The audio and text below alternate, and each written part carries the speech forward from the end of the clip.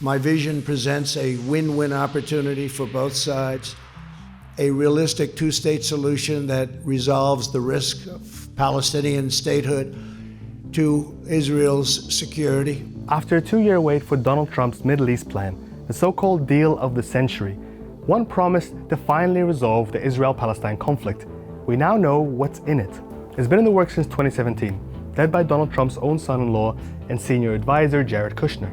Trump finally announced it after consulting with Israeli Prime Minister Benjamin Netanyahu and his Israeli political rival Benny Gantz, with the notable exception of any Palestinian representation, who have all boycotted the plan since 2017.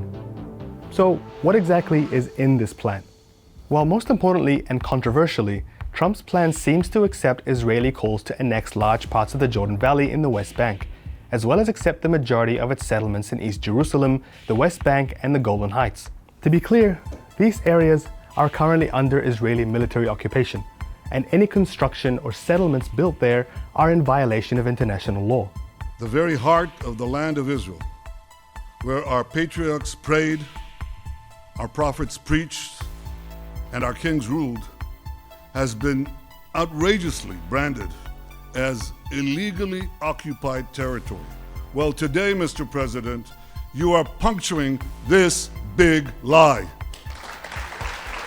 In exchange, the plan seems to offer Palestinians areas of land along the western border of Israel, connected to the Gaza Strip, as well as the current pockets of territory the Palestinian Authority controls. The plan also outlines a 4-year freeze on Israeli settlement construction in the parts outlined for Palestinians. What this doesn't address, however, are the many roads, checkpoints, and military outposts Israel has set up there, which strangle this territory. For clarity, this is what the 1967 borders that have underpinned negotiations up until now look like. And this is what they would look like under Trump's plan. Now, what about Jerusalem?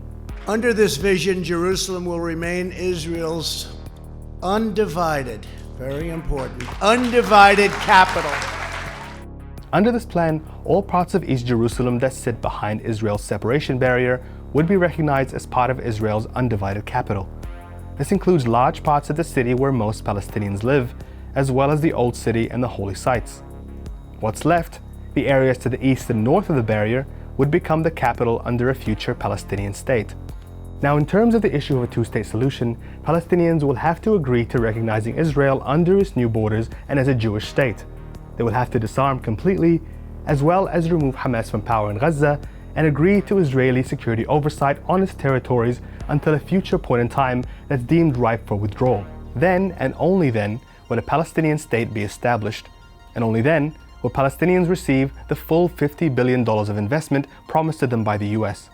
And finally, on the issue of Palestinian refugees and the right of return, something long held by Palestinians as a precondition to peace talks, Trump made it clear they would not be allowed to return to any areas under Israel. Palestinians on the outside either have to wait until a Palestinian state is established to return, or be accepted by Muslim countries in the region. This is the crux of Trump's new peace plan for the Middle East. It's one that Israeli leadership say they're wholeheartedly willing to accept, but one that Palestinians have already rejected. Trump ونتنياهو إن القدس ليست للبيع وصفقتكم المؤامرة لن تمشي. Palestinian President Mahmoud Abbas will be meeting with his Hamas counterpart Ismail Haniyeh to figure out how to oppose the plan. On the ground, 2 days of anger were announced, and protests have taken place in Gaza, with more promised in Jerusalem and the West Bank. On Sunday, Palestinian leaders even threatened to walk away from the 1993 Oslo Accord, a plan that was also meant to promise them autonomy and an end to Israeli occupation, but never did. Trump preempted this, saying that he expected the Palestinians to reject it, but that eventually, once they realize that it's in their own good, they'll come to the table. But will this actually happen?